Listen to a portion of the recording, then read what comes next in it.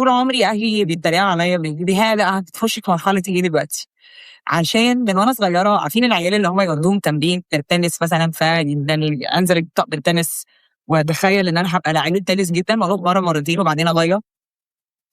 وساعات كنت بقعد في حاجه اكتر من مره مرتين، وساعات كنت بخش في مرحله ابقى انا هبقى راقصه باليه واخش اتعلم باليه وانا عندي حاجه و20 سنه، طبعا احاول اعمل سبليت اتنزق اوقف ابتدي اعمل حاجه تانية خالص مختلفه.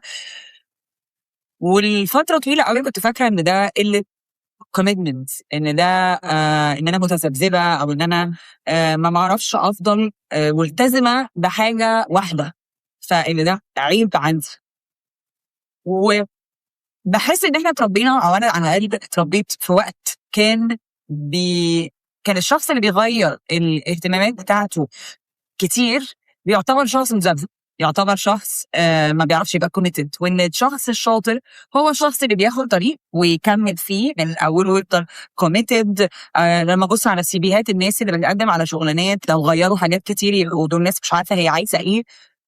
ومع ذلك كان عندي دايما احساس اني لما بخش اجرب حاجه لا انا عايزه اخشها واجربها لغايه لما شفت في يوم من الايام كده توك على كونسبت حاجه اسمهم المالتي بوتنشالايتس. المالتي بوتنشالايتس دول هم نوع اشخاص، ده مش معناه ان هو نوع منفرد، هو عادي الناس نوعين. في النوع اللي بيرتاح انه مثلا يمسك طريق معين ويفضل مركز فيه ويبقى احسن حاجه في الطريق ده، احسن دكتور، احسن مهندس، احسن راقص، احسن.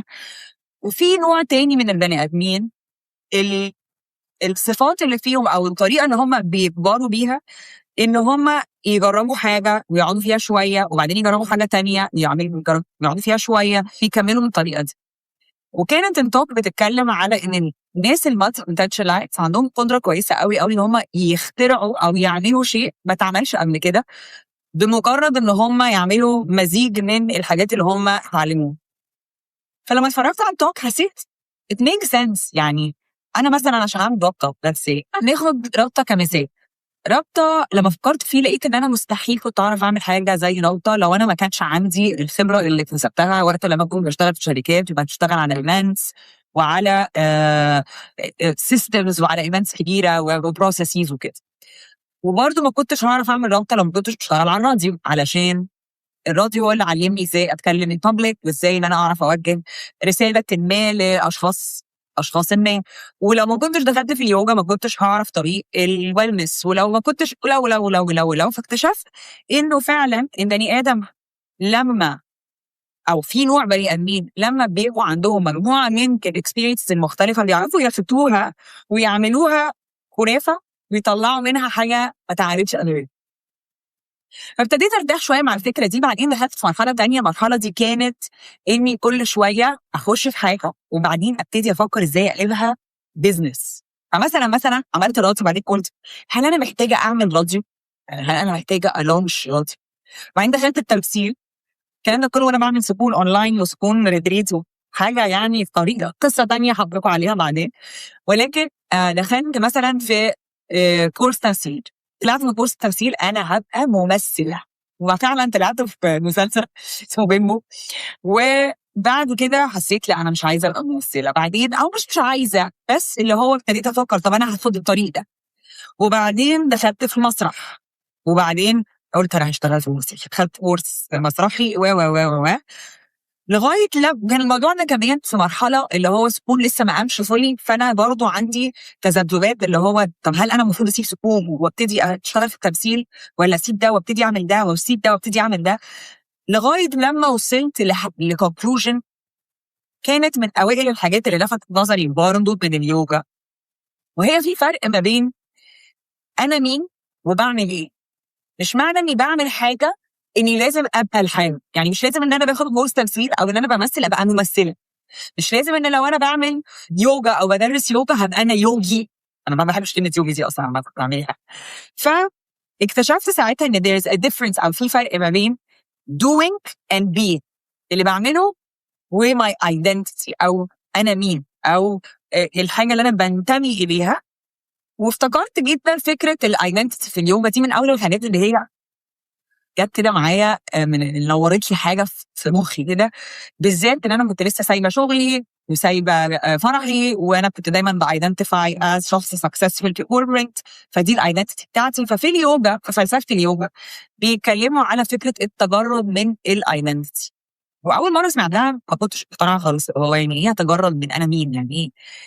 النظريه بتاعت اليوجا او فلسفه اليوجا بيقولوا فيها ان الايدنتيتي هي السبب لكل ما هو suffering، كل ما هو تعذيب، او كل ما هو attachment. بمعنى ان انا النهارده لو بايدنتيفاي نفسي كشخص successful في corporate، وهي دي الحاجه اللي بتخليني افهم نفسي او احط او الطريقه اللي بفهم نفسي في المجتمع، فبالتالي كل ما هو مربوط بالشيء ده لو اتاخد مني هنهار. فلما شغلي راح كنت حاسه اني منهاره. لو انا مش واحده لوحدي في الشغل يبقى انا هنهار.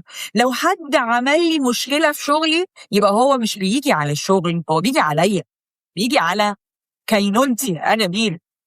فالرياكشنز بتاعتي، الطريقه اللي بتعامل بيها مع المواقف بتبقى ماجنيفايد جدا، بتبقى مبالغ فيها، لانه الشخص اللي قدامي ده بيغلط في انا مين، او الشخص ده بيأثر على وجودي. وكان من اكتر الحاجات الاكزامبلز الصعبه اللي كانوا بيستخدموها في اليوجا هي الامومه. وانا عمري ما كنت فانا عمري ما بفتي في الموضوع ده واقول ان انا فاهمه او ان انا اي اجري او ديس اجري، بس انا بطرح الكونسبت زي ما انا سمعته للتفكير. فكره الامومه هي اكتر شيء صعب ان البني ادم يشرح بيه النظريه دي.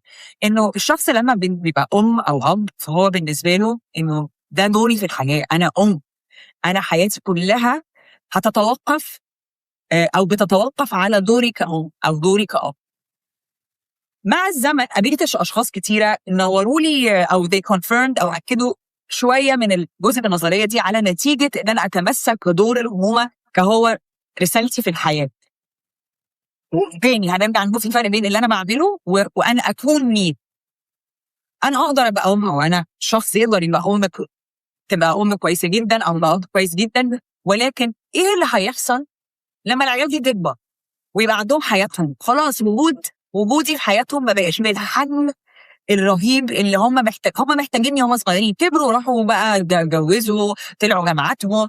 اللي بيحصل في الموضوع ده ان بتشوف اهالي كتير قوي بيفقدوا، يا اما بيفقدوا شغف في الحياه، يا اما بيبتدوا يلوموا جدا العيال على انها مش قاعده جنبهم. ده انا شلتك وانت صغير، ده انا عملت لك. انا مش بقول ان العيال تمشي ونسيبهم، ولكن بيحصل نوع من انواع التمسك بالدور ده في حين ان هو خلاص الدور اتغير، وجوده او تفاصيله اتغيرت. في طبعا اكزامبل اصعب شويه، هي لما ام او اب بيفقدوا طفل. ده طبعا شيء قاسي جدا وصعب جدا، ولا وعمري ما هقول ان انا اقدر اتخيل ده حتى عامل ازاي. ولكن في بني ادمين حياتهم بتنهار وبتتدمر، في بني ادمين بيعرفوا يعيشوا، لانه في الاخر ده قضاء ربنا، قضاء الله وقدر حياه الشخص.